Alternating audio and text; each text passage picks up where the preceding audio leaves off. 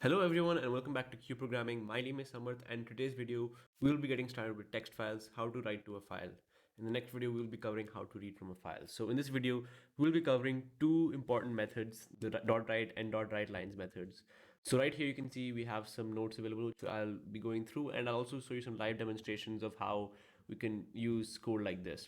Let's just start by talking about text files. I'll give you a quick recap of what text files are. We know text files are a type of files we have that are stored as binary, but when they're opened in an editor such as Notepad, they're decoded. So, for example, if the text file is encoded in the UTF-8 uh, encoding, then it'll decode in UTF-8 and it'll give us the text that we can read. So, in text files, they are human readable, unlike binary files which we cannot read. So, that's a quick brief intro to text files.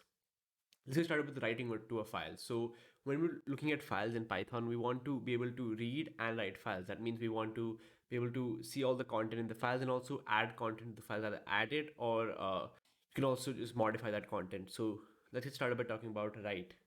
So the dot write method writes a string to a file. That means that in the argument, it takes a string.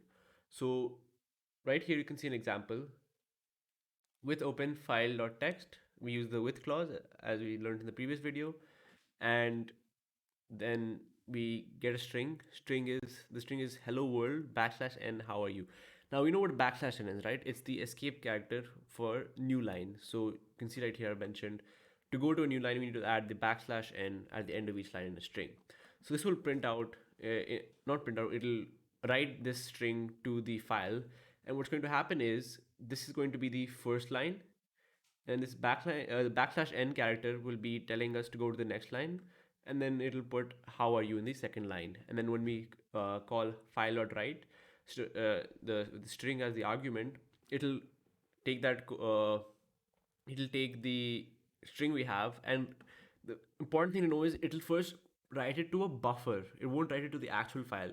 It'll only write to the file once the file is closed in Python. Basically, when the file object we use the dot close method, or we exit the with clause. So here we've used with. So once this entire code block has been executed and we've gone outside this block, then the file will be closed automatically, as we learned, and this content will be written in the string. Until then, for example, if there's another line after this file write string, if there's some other code that has to be executed, the content, this string that we're trying to write to the file, it will not be, the changes will not be reflected in the file. We'll have to close the file for that. But till then, it's in a buffer, right?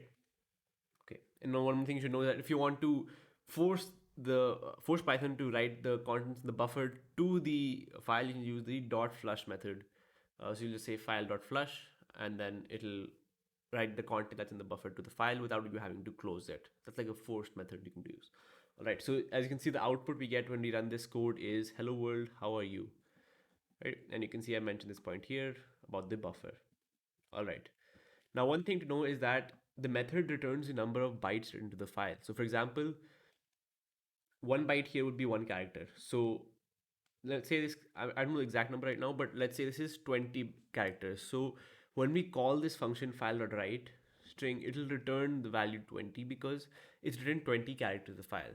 So that's the important point you should know, because a question can come, what is the output of this? And you know that the output, this won't be the output, the string is not the output. The number of characters in the string is the output. The content of the string are just being written in the file, but the output when we execute the dot write method, if you say print file dot write string, the output will be the number of characters in this string. Okay, so let's look at a quick example. So with open file.txt, comma w, we're going to use the write mode right now, right? W, the write mode. We can also use the append mode, right? But right now we're using the write mode to create the file. And if you want to modify the file, the best way to do that without erasing content is using the append mode.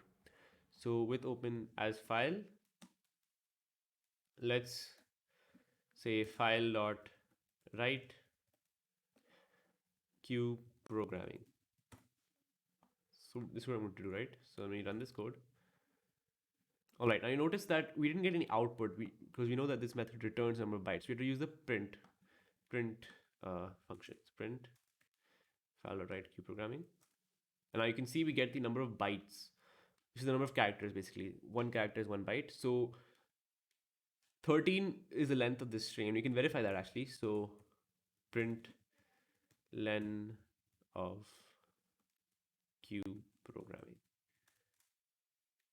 And as you can see, we have 13 characters in the string, which is what has been returned. So this is how you can use the dot write method. Okay, and notice that I've used the with clause here because with is, as we've discussed, it's the best method to open a file since you can automatically close it without having to worry about it, and it has a simpler syntax. Okay, let's move on to write lines. So let's say in this case we had one string, but what if I want multiple strings to return to the file? So we can use the write lines method. So this has what the argument that's it taking is an iterable like a list or a tuple or a string, basically a sequence data type.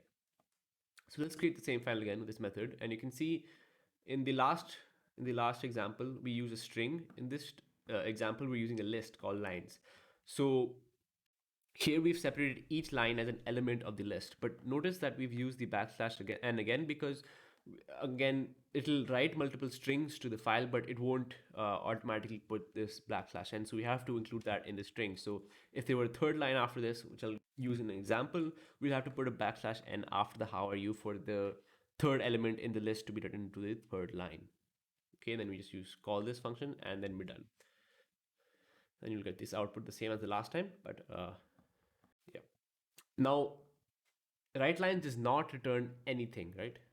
So we know that dot write returns the number of characters written, but dot write lines does not, and that can also be a question, which of the following returns the number of characters, or what is the difference between dot write and dot write lines?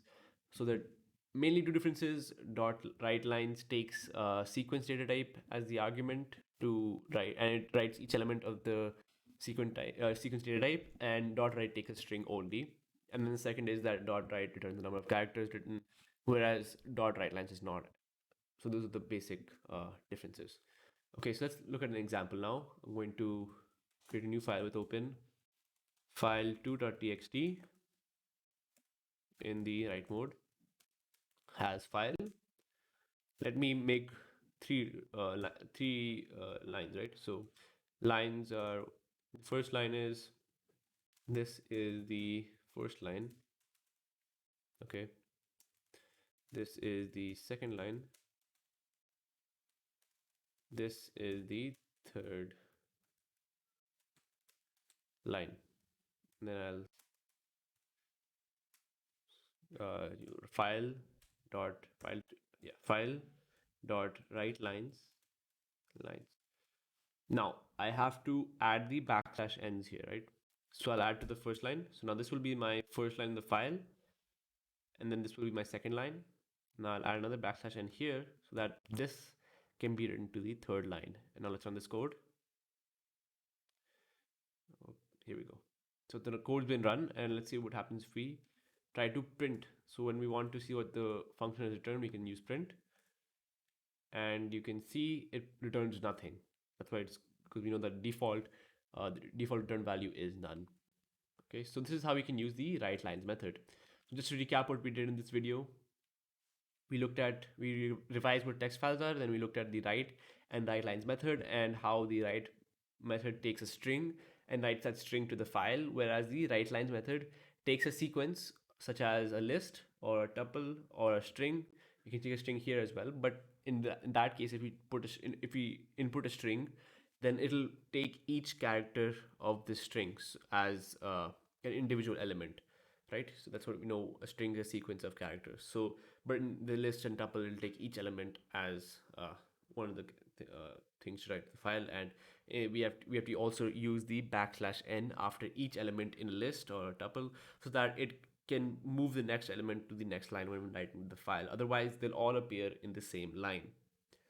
Okay, and in the next video, we will be looking at how this works. We will actually see the contents of the file through Python. So we'll see that if we don't use a backslash n, what will happen to the file. If you use a backslash n, what will happen to the file. So you'll get a better idea of how this works in the next video. So make sure to stay subscribed for that video. Turn on the bell notifications because it will be coming very soon. And if you enjoyed this video, make sure to like the video and share it with your friends. And don't forget, we just released a free reference book for the Cbse, right?